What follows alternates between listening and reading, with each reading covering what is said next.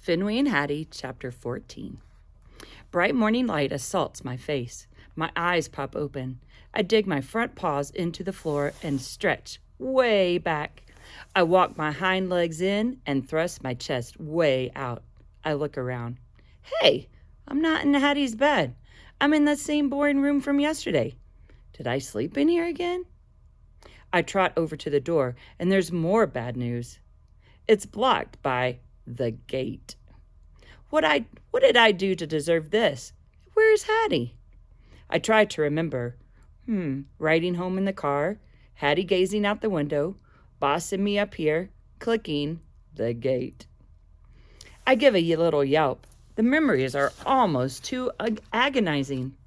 Another night all alone, curled up on the hard wooden floor. What happened to my bedtime fur brushing? Hattie's sweet voice singing, "Best buddies, best buddies." Or the soft, comfy blanket that smells like mint and vanilla. Are they all gone for good? One thing's for sure, this is not how it's supposed to be. I have to do something. I have to get my Hattie back. I position myself at the gate. "Hattie, Hattie," I bark as loud as I can. "Please help me. I'm trapped and I have to get out." I add an extra howl or two just to make my point. "Ow, ow!" But when I stop, all I hear is quiet. I start to think that maybe she's actually gone away and is never coming back. But then I catch the sound of my leash jingling and footsteps coming up the stairs. "Ooh, I knew it, I bark, spinning in circles. I'm so relieved. I almost forgot to rush over to greet her. "I miss you so much." Hattie bends down and lifts me over the gate. I lick her cheek, but she turns away. She smells annoyed. She sets me on the floor and goes to clip the leash. "Hooray, hooray! We're going for a walk." I leap up, pawing her legs. "I can hardly wait." Hattie frowns. "Fenway, sit," she says. "Wowee, a treat is coming." I twirl around with hungry anticipation. "Sit," she snaps, trying to steady me with her hand, which does not have a treat inside. I spring out of her grasp. I sniff her pocket. Where is that treat? Hattie lets out a long sigh. She grabs my collar and clips the leash with a frustrated huff. Next thing I know, we're hustling down the stairs. We head out the sliding door into the back dog park and straight over to the bushes. Hattie stands still, waiting. Come to think of it, there is some business I need to attend to. I'm barely finished when I detect a nasty whiff of squirrel. Nose to the ground, I search for the trail when my collar tugs and, hey, Hattie's dragging me through the grass and up the porch steps. "What's the hurry?" I bark. "We just got here. Roof, roof." But she must not hear me. She pulls me inside and back up the stairs into that boring empty room behind the gate. Without a pat or a rub, she disappears. I sink into the floor. Why is Hattie doing this? Why is she changing? Why can't she stay my wonderful Hattie forever? I curl back into a ball to continue the most boring day ever. I must drift back to sleep for a while because when I open my eyes, sounds are floating in from the window. I dash over to investigate. Thump. Yes, Hattie's joyful voice yells. I must find out what's going on. I climb up onto a box near the back wall. I leap up and up until my front paws cling to the window ledge. Balancing on the tippy toes of my hind paws, I peer down through the screen into the dog park. I spot the grass, the fence, the giant tree in the back. They all look so much smaller for some reason. Hattie and Fetchman are standing at opposite ends of the dog park, caps on their heads. Each has a fat glove in one hand. Fetchman goes into a wind-up like he's going to throw a ball for a game of fetch, only he has no ball. Hattie nods, clutches her glove to her chest. She reaches into the glove and pulls out a white ball. Then she winds up exactly like Fetchman did and tosses it towards him. He leaps up, thrusting his fat glove way out into the side. Thwap! He snags it and claps the glove with his other hand. Yes! Hattie cries. She dances around, waving her arms. I start to pant uncontrollably. My humans are playing in the park while their loyal dog is strapped up here inside this boring room. They're acting happy, like they're having fun. Like they don't even realize that somebody important is missing? That is so wrong. I must do something. But then my ears pick up. They pick up other sounds from over the fence. Clink, jingle, jingle, clink, jingle, jingle. Wowee! Talk about distracting.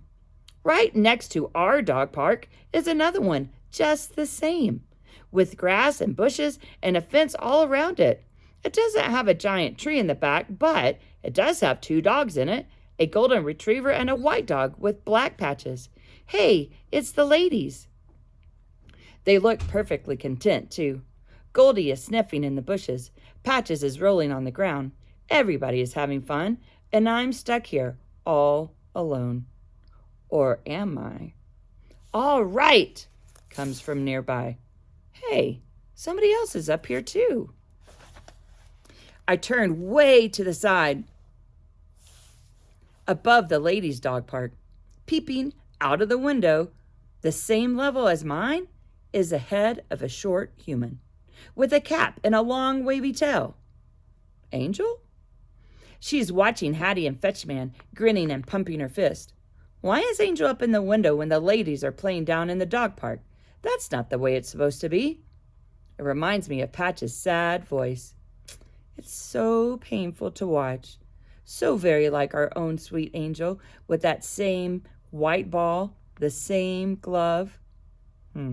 Hattie hugs her own fat glove like it's a used-to-be bear or an adorable dog. Another human's voice sounds from directly below my window. Food lady.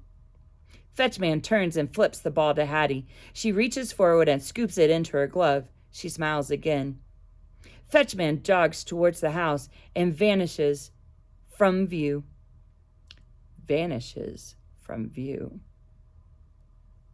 Fetchman jogs towards the house and vanishes from view. I hear the door slide open and bang shut. Hattie twirls around, happy as can be.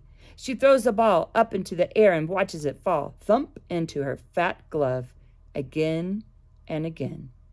My ears flop with sadness. My short human is playing by herself. That's not right. Doesn't she need me? Oh, please, Hattie, please, I whine. Let's play ball together like we did before. Hattie looks up. She scowls, one hand on her hip, then shakes her head. She goes back to tossing the ball, like that's the only thing she wants to do or cares about.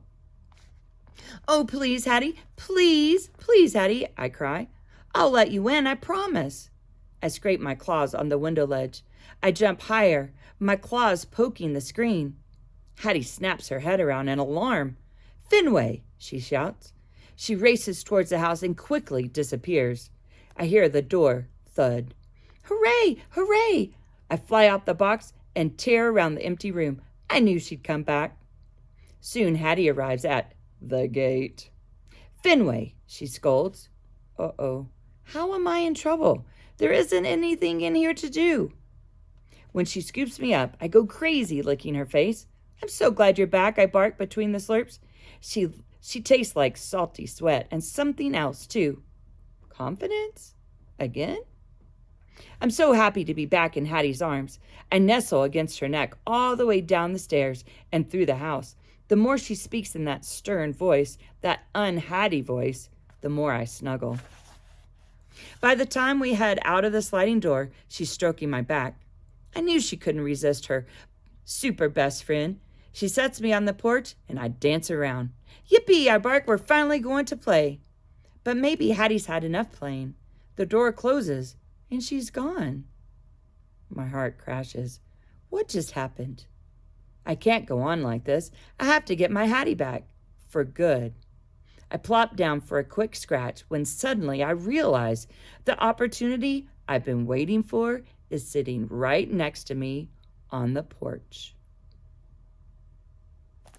And that's chapter 14. Enjoy.